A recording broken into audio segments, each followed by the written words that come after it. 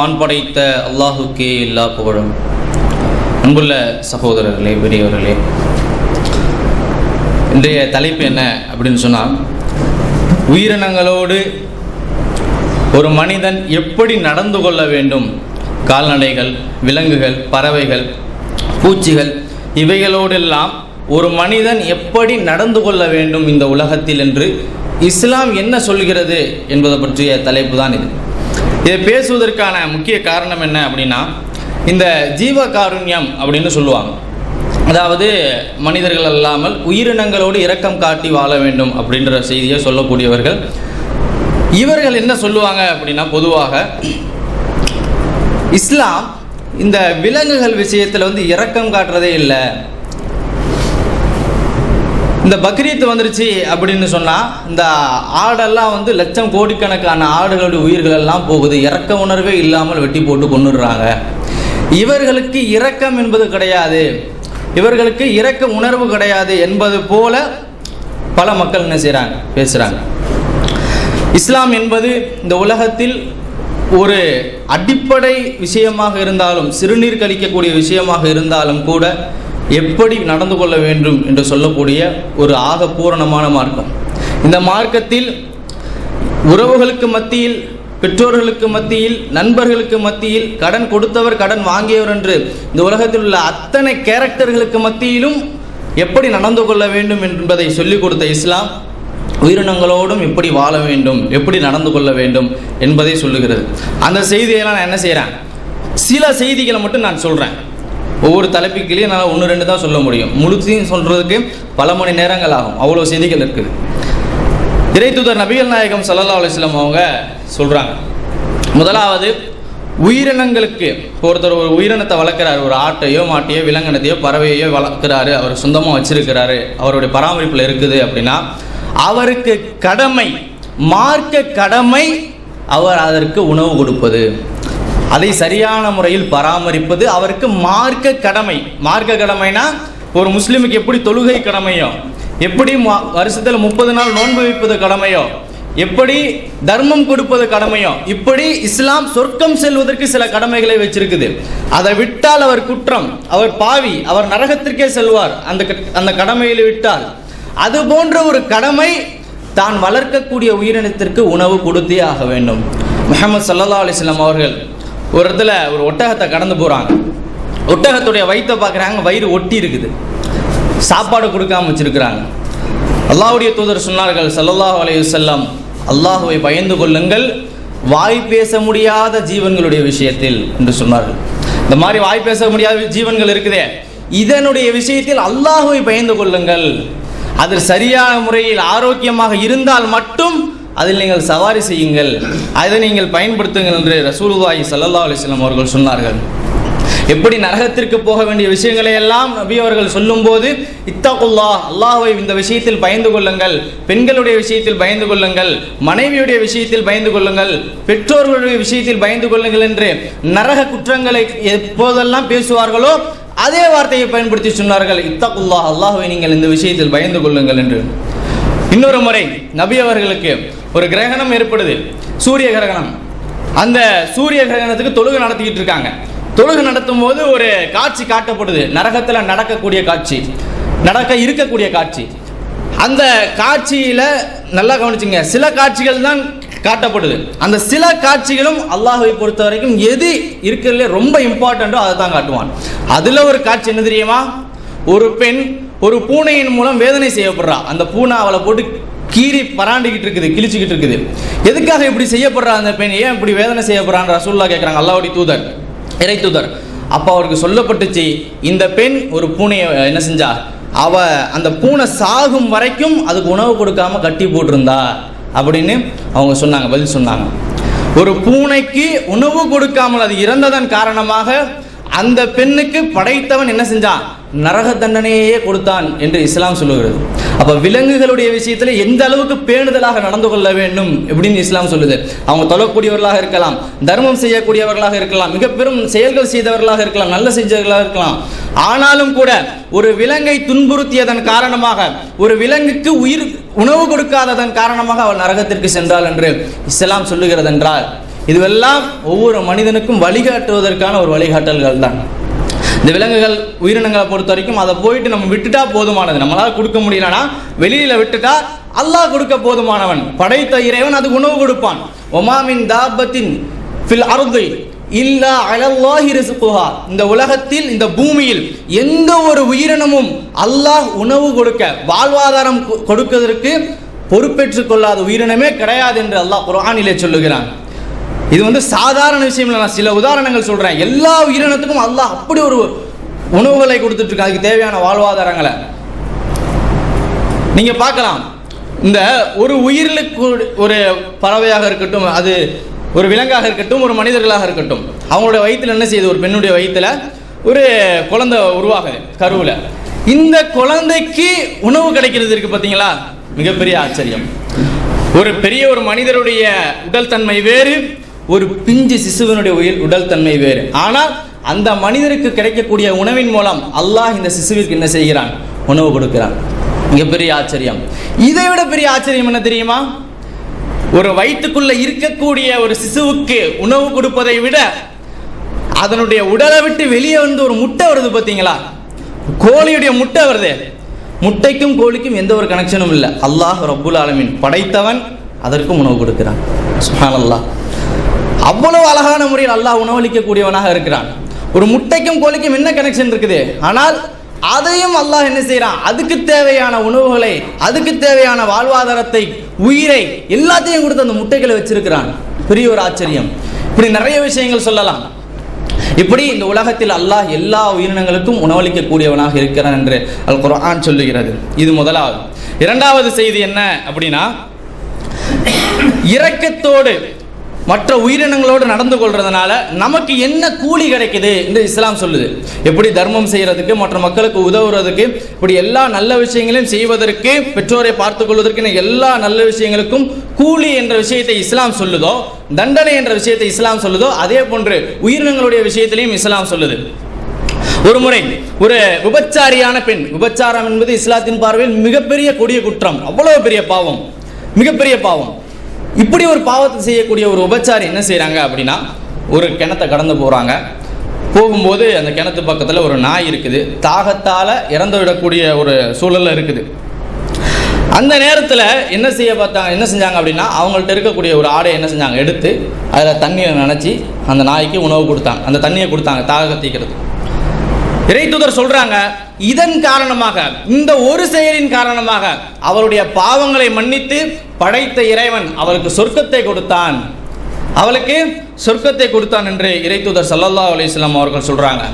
இன்னொரு மனிதர் பாதையை கடந்து போறாரு. ஒரு கிணத்து கிட்டக்க ஒரு நாய் நிக்குது. இன்னும் சொல்ல போனா இஸ்லாத்துக்கும் நாய்க்கும் கொஞ்சம் தூரம், அதை வளர்க்கறதில்ல, அசுத்தம்னு இஸ்லாம் சொல்லுது நாயை பொறுத்த வரைக்கும். அப்படிப்பட்ட நாய்க்கும் நீங்கள் உணவு கொடுத்தால் சொர்க்கம் என்று இஸ்லாம் சொல்லுதான். எவ்வளவு பெரிய விஷயம். ஒரு மனிதர் ஒரு பாதையை கடந்து போறாரு. கிணத்துக்கிட்ட நாய் நிற்கிது. அந்த நாய்க்கு என்ன செய்யறாரு அப்படின்னு சொன்னா, அதுக்கு தண்ணியை கொடுக்குறாரு அந்த விபச்சாரியை போல. இதுவும் வருது புகாரி அப்படிங்கிற ஒரு நூல்ல. இதுக்கு என்ன செஞ்சா அப்படின்னா, இந்த செயலின் காரணமாக, இந்த ஒரு செயலின் காரணமாக அல்லாஹ் அவருடைய பாவங்களை மன்னித்து அவரை சொர்க்கத்துக்கு அனுப்பினார் என்று இறைத்தூதர் நபிகள் நாயகம் சொல்றாங்க. இந்த செய்தியை சொல்லும் போது அவரோடு இருந்த சஹாபாக்கள் என்று சொல்லக்கூடிய நபித்தோழர்கள் கேட்கிறாங்க, அல்லாஹ்வின் தூதரே, ஒரு உயிரினத்துக்கு, ஒரு கால்நடைக்கு, ஒரு நாய்க்கு, இவைகளுக்கு இரக்கம் காட்டினால் கூட, ஏதாச்சும் ஒரு வேலை செஞ்சா கூட நமக்கு நன்மை கிடைக்குமா அப்படின்னு கேட்கிறாங்க. அல்லாஹ்வின் தூதர் சொன்னார்கள், உயிருள்ள ஒவ்வொரு பிராணிக்கும், அது எறும்பாக இருந்தாலும் கூட, அதற்கு நீங்கள் இரக்கம் காட்டினாலும் அதற்கும் என்ன செய்யும், உங்களுக்கு நன்மை கிடைக்கும் என்ற கருத்தில் இறைத்தூதர் நபிகள் நாயகம் ஸல்லல்லாஹு அலைஹி வஸல்லம் அவங்க சொன்னாங்க. இது மட்டுமல்ல, மரம் நடுவதை இஸ்லாம் என்ன செய்யுது, அதிகமாக ஆர்வம் ஊட்டுது. ஒரு முறை இறைத்தூதர் சொன்னாங்க, நீங்க ஒரு மரம் நடுறீங்க, மரம் வளர்க்கணும்னு நினைக்கிறீங்க, மரம் நடுறீங்க, அல்லது ஒரு விதையை போடுறீங்க, இதன் மூலம் மரம் வருது. மரம் அந்த மரத்திலிருந்து மனிதர்கள் பயன்பெற்றால் நன்மை கிடைக்கும், இயல்பானது. ஆனால் ஒரு காக்கையோ, குருவியோ, விலங்கினமோ, பறவையோ எதுவாக இருந்தாலும் அவைகள் அதன் மூலம் பயன் பெற்றுவிட்டால் அந்த செயலுக்கு தர்மம் செய்த நன்மை கிடைக்கும் என்று இறைத்தூதர் நபிகள் நாயகம் ஸல்லல்லாஹு அலைஹி வஸல்லம் சொன்னார்கள். இது இரண்டாவது. விலங்கினங்களோடு அல்லது பறவைகளோடு, பூச்சிகளோடு நல்ல முறையில் நடந்து கொண்டால் எவ்வளவு கூலி அப்படிங்கிறது. மூன்றாவதாக, நல்ல முறையில் நடந்து கொள்ள வேண்டும் என்பதை இஸ்லாம் அதிகமாக சொல்லுகிறது. ஒரு முறை அல்லாஹ்வுடைய தூதர் இருக்கிறாங்க, ஒரு பெண் என்ன செய்கிறாங்க, ஒரு பெண்ணுடைய குரல் கேட்குது. ஒரு ஒட்டகத்துக்கு மேலே அந்த பெண் போகிறா, ஒட்டகம் ஸ்லோவாக போய்கிட்டு இருக்குது. கோவத்தில் என்ன செஞ்சுறாங்கன்னா ஒட்டகத்தை சபிச்சிடுறாங்க, சாபம் விட்டுறாங்க. அந்த விஷயம் இறை தூதருக்கு கேட்டுருச்சு.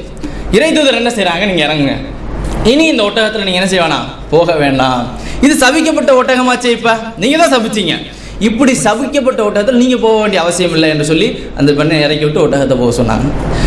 இறை தூதர் சொன்னார்கள், சபிக்க வேண்டாம். யாரை சொன்னாங்க? ஒரு ஒட்டகத்தை, ஒரு விலங்கை என்ன செஞ்சாங்க, இது சபிக்க வேண்டாம் என்று இறை தூதர் நபிகள் நாயகம் ஸல்லல்லாஹு அலைஹி வஸல்லம் அவங்க சொன்னாங்க என்ற செய்தி என்ன செய்கிறோம், நம்ம பார்க்கணும். அடுத்தது இப்னு உமர் ரலியல்லாஹு அன்ஹு. இப்னு உமர் அப்படின்னு சொல்லக்கூடிய ஒரு இறை தூதருடைய காலத்தில் வந்த ஒரு மனிதர். அவர் என்ன செய்கிறாருன்னா, ஒரு இடத்துல போயிட்டு இருக்காரு. அப்போது சில சிறுவர்கள் என்ன செய்கிறாங்கன்னா, ஒரு கோழியை கட்டி அது மேலே அம்பு விட்டு விளையாண்டுக்கிட்டு இருக்காங்க. சித்திரவதை பண்ணுறாங்க, விளையாட்டுங்கிறத விட கோழியை கட்டி அம்பு விட்டுக்கிட்டு இருக்காங்க. அந்த இப்னு உமர்ங்கிறவர் என்ன செய்கிறாரு, அதை கடந்து போகிறாரு. அவர் பார்த்தோன்னே எல்லாம் ஓடிட்டாங்க. அப்போ பார்த்து கோவப்பட்டு கேட்குறாரு, இந்த வேலையை செஞ்சது யார், இந்த வேலையை செஞ்சது யாரு அப்படின்னு கேட்குறாரு. அப்போ அதை சொல்லிட்டு சொல்கிறாரு, அல்லாஹ்வின் தூதர் ஸல்லல்லாஹு அலைஹி வஸல்லம் அவர்கள் இதை சபித்தார்கள். இதை சபித்தார்கள் என்ன, இந்த மாதிரி செயல் செய்யக்கூடியவர்களை சபித்தார்கள். உயிரினங்களை சித்திரவதை செய்வதை சபித்தார்கள். அது எந்த வடிவத்தில், கலாச்சார வடிவத்தில் இருந்தாலும் சரி, விளையாட்டின் வடிவத்தில் இருந்தாலும் சரி, எல்லா வடிவத்திலும் ஒரு விலங்கு, ஒரு பறவை துன்புறுத்தப்படுவதாக இருந்தால் இறை தூதர் சாபமிட்ட செயல் அது என்பதை என்ன செய்ய வேண்டும், நாம் புரிந்து கொள்ள வேண்டும். அடுத்ததாக இறை தூதர் சொல்கிறாங்க, நீங்கள் ஒரு ஒட்டகத்தை மேலே ஒரு அந்த காலத்தில் ஒட்டகம் தான் வாகனம், அதெல்லாம் ஒட்டகம் பற்றிய செய்திகள் அதிகமாக வரும். அந்த பாலைவனத்தில் ஒட்டகத்தில் நீங்கள் என்ன செய்றீங்க, பயணம் செஞ்சுக்கிட்டு இருக்கீங்க. அப்போ என்ன, ஒரு பசுமையான ஒரு இடம் வருது, பச்சை பசேன்ற ஒரு, அது என்ன, ஒட்டகம் சாப்பிடக்கூடிய ஒரு இடம். இந்த மாதிரி ஒரு இடத்த நீங்கள் கண்டுட்டீங்க அப்படின்னா ஒட்டகத்துக்கு செய்ய வேண்டிய கடமையை, அதற்கு கொடுக்க வேண்டிய உணவை கொடுத்து விட்டுட்டு நீங்கள் கூட்டிகிட்டு போங்க. சுப்ஹானல்லாஹ். இன்னைக்கு நம்ம பார்க்கலாம் இந்த விஷயத்த. இந்த மாடு ஓட்டக்கூடிய சகோதரர்கள் இருப்பாங்க, இந்த குதிரையெல்லாம் பயன்படுத்தக்கூடியவங்க இருப்பாங்க, எங்கேயோ அவங்க வேலைக்கு போவாங்க. ஆனால் அது அவ்வளோ டயர்டில் இருக்கும், அது போக முடியாத சுச்சுவேஷனில் இருக்கும். ஆனாலும் கூட அதை கவனிக்காமல் என்ன செய்வாங்க, முடிஞ்ச வரைக்கும் போவோம் அப்படின்னு சொல்லி அதை சிரமப்படுத்தி கூட்டிகிட்டு போகிறத பார்க்கலாம். நீங்கள் பீச்சில் எல்லாம் நிறைய இந்த மாதிரி பார்க்கலாம். குதிரையை வச்சு சவாரி செய்யக்கூடியவர்கள், அல்லது சில ஊர்களில் மாடை வச்சு வண்டி ஓட்டுவாங்க, அவர்களை நீங்கள் பார்க்கலாம். சில சகோதரர்கள் இப்படி இறை தூதர் சொல்கிறாங்க, இப்படி ஒரு இடத்த நீங்கள் பார்த்துட்டீங்க, இங்கே உணவு கிடைக்கும்னு, அதுக்கு முதல்ல உணவு கொடுத்துட்டு நீங்கள் அதுக்கப்புறம் நீங்கள் என்ன செய்யுங்க, போங்க அப்படின்னு இறை தூதர் ஸல்லல்லாஹு அலைஹி வஸல்லம் அவர்கள் சொல்கிறாங்க. ஒரு முறை இறை தூதர் அவர்கள் வர்றாங்க. இறை தூதர் காலத்தில் வந்த மனிதர் என்ன செய்கிறாரு அப்படின்னா, ஒரு குருவியுடைய கூட்டில் குருவி குஞ்சை எடுத்து வச்சுட்டார். அவர் விளையாட்டுக்கு தான் செஞ்சார். குருவியை எடுத்து வச்சிட்டார். அந்த குருவி என்ன செய்யுது, தாய் குருவி கீச்சல் போடுது. அப்போ இறை தூதர் தெரியும், அவங்களுக்கு தெரிஞ்ச உடனே இந்த குருவியினுடைய குஞ்சை எடுத்தது யாரு அப்படின்னு அதை கண்டித்து அதை மறுபடியும் அந்த இடத்துல நீங்களே வைங்க அப்படின்னு சொன்ன செய்தியை என்ன செய்கிறோம், நம்ம பார்க்குறோம். ஒரு குருவிக்கு கூட இரக்கம் காட்டிய இறை தூதர் ஸல்லல்லாஹு அலைஹி வஸல்லம் அவர்களைத்தான் இந்த உலகத்தில் மனிதர்களை கொல்வதற்கு சொல்லிக் கொடுத்தவர் என்று இன்றைக்கு ஊடகங்கள் சொல்லிக் கொண்டிருக்கிறது. இதை நம்ம செய்யணும், புரிந்து கொள்ள வேண்டும். இஸ்லாத்தில் எந்த இடத்திலும் ஒரு குருவிக்கு கூட அநியாயம் இழைக்கக்கூடாது என்று சொல்லப்பட்டிருக்கிறது என்றால் எவ்வளவு அழகான மார்க்கம் சகோதரர்களே. அடுத்ததாக இறை தூதர் ஸல்லல்லாஹு அலைஹி வஸல்லம் அவர்கள் சொன்னார்கள், என்னுடைய உயிர் எவன் கையின் மீது இருக்கிறதோ, எவனுடைய கையில் இருக்கிறதோ அவன் மீது சத்தியமாக, அந்த படைத்த அல்லாஹ்வின் மீது சத்தியமாக, ஒரு மனிதர் ஒரு தண்ணி தொட்டி வச்சிருக்கார். பொதுவாக இந்த மாதிரி தண்ணி தொட்டி வைக்கக்கூடியவர்கள் சிலர் என்ன செய்வாங்க அப்படின்னா, பொதுவாக வைக்க மாட்டாங்க, அவர்களுடைய ஆட்டுக்கு, மாட்டுக்கு, குதிரைக்கு, ஒட்டகத்துக்கு தான் வச்சிருப்பாங்க. மற்ற விலங்கு வரும், அப்போ என்ன செய்வாங்க, விரட்டி விடுவாங்க. இயல்பு அப்படி தானே. இறை தூதர் ஸல்லல்லாஹு அலைஹி வஸல்லம் அவர்கள் சொன்னார்கள், இப்படி நீங்கள் செய்தீர்கள் என்றால் மறுமையில் இறைவனுடைய விசாரணை நாளில் என்கிட்ட நீங்கள் தண்ணி தேடி வருவீங்க. என்ன தண்ணி? ஹவுதுல் கௌசர் அப்படின்னு ஒரு தண்ணி நம்ம சொல்லுவோம், கௌசர் தடாகம் அப்படின்னு. தண்ணீர் கிடைக்காத நாளில் தண்ணீர் கிடைக்கக்கூடிய ஒரு வாய்ப்பு இறை தூதர் தான் அள்ளி கொடுப்பாங்க. முஸ்லிம் அல்லாஹ் சகோதரர்கள் புரிஞ்சு கொள்ளணும். இந்த சிச்சுவேஷனில் நீங்கள் அந்த விலங்கினத்தை விரட்டியதன் காரணமாக, அந்த உயிரினத்தை விரட்டியதன் காரணமாக நீங்கள் இதை செய்தால் நான் உங்களுக்கு அப்படி செய்வேன் என்று இறை தூதர் ஸல்லல்லாஹு அலைஹி வஸல்லம் அவர்கள் சொன்னார்கள். எப்படிப்பட்ட அழகான செய்திகள்! தொழுகை, நோன்பு, தர்மம், நல்ல ஒழுக்கங்கள், இவைகளுக்கெல்லாம் கொடுக்கக்கூடிய ஒரு கிஃப்ட் அந்த கௌசர் தடாகம் என்ற தண்ணி. இப்படிப்பட்ட செயல்களுக்கு அது பண்ணாலும் கிடைக்காதுன்னு சொல்றாங்க அப்படின்னா எவ்வளவு மோசமான செயலாக இறைத்தூதர் நபிகள் நாயகம் ஸல்லல்லாஹு அலைஹி வஸல்லம் அவங்க சொல்லுவாங்க. ஒரு முறை கடந்த காலத்தில் வாழ்ந்த ஒரு இறைத்தூதரை பற்றி இறைத்தூதர் சொல்றாங்க. சில செய்தி சொல்லி முடிச்சு கொள்றேன். அப்போ அந்த இறைத்தூதர் என்ன செய்யறாங்க அப்படின்னா, அவங்கள ஒரு எறும்பு டிஸ்டர்ப் பண்ணிருச்சு, கடிச்சிருச்சு, என்னமோ பண்ணிருச்சு. அதுக்காக அந்த இரும்பு கூடு இருக்கே அதையே அழிச்சிட்டாரு. இதை அல்லாஹ் படைத்தவன் கண்டித்தான் என்று இறைத்தூதர் நபிகள் நாயகம் சொல்றாங்க. ஒரு எறும்புக்கு கூட துரோகம் இழைக்க கூடாது என்று இறைத்தூதர் சொல்றாங்க. அதுக்காக நம்ம வீட்டில் எறும்பு பிரச்சனை பண்ணுதுன்னா செய்யலாம், ஆனா அது பாட்டுக்கு இருக்குதுமே, அந்த மாதிரி விஷயத்தை நம்ம என்ன செய்யக்கூடாது, டிஸ்டர்ப் பண்ணக்கூடாது.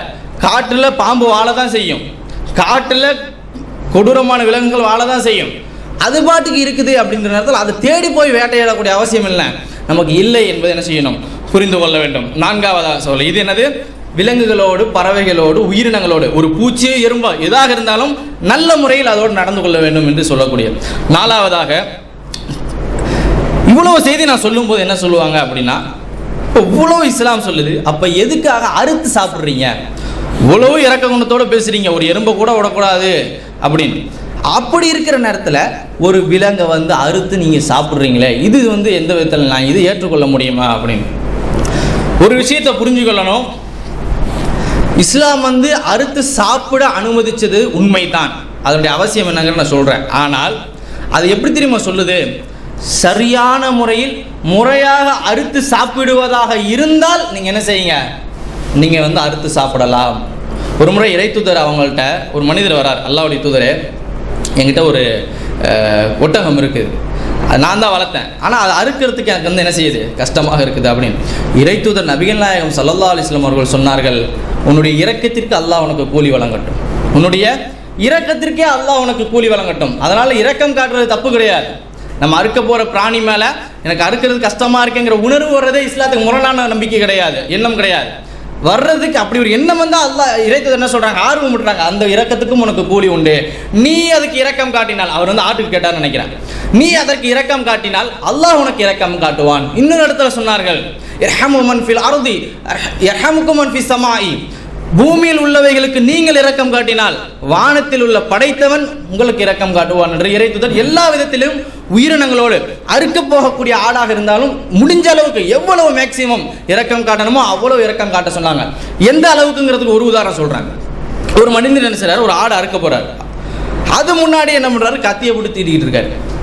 இறைத்தூதர் சொன்னார்கள், அந்த ஆட்டிற்கு ஆதரவு கொடுத்து சொன்னார்கள், அதை இன்னொரு முறை பல முறை கொள்றதுக்கு நீங்க பாக்குறீங்களா, அதை மீன் பண்ணி சொல்றாங்க. அந்த ஆட்டோடைய உணர்வை புரிந்து கொண்ட இறைத்தூதர் அவர்கள், அந்த ஆட்டை ஒரு முறைக்கு பதிலாக பல முறை அறுக்கிறதுக்கு நீங்க முயற்சி பண்றீங்களா, இப்படி செய்யாதீங்க, நீங்க அந்த ஆட்டை அறுக்கிறதுக்கு கொண்டு வந்தீங்களே அதுக்கு முன்னாடியே இதை தீட்டி வச்சிருக்க முடியாது, வேணாமா.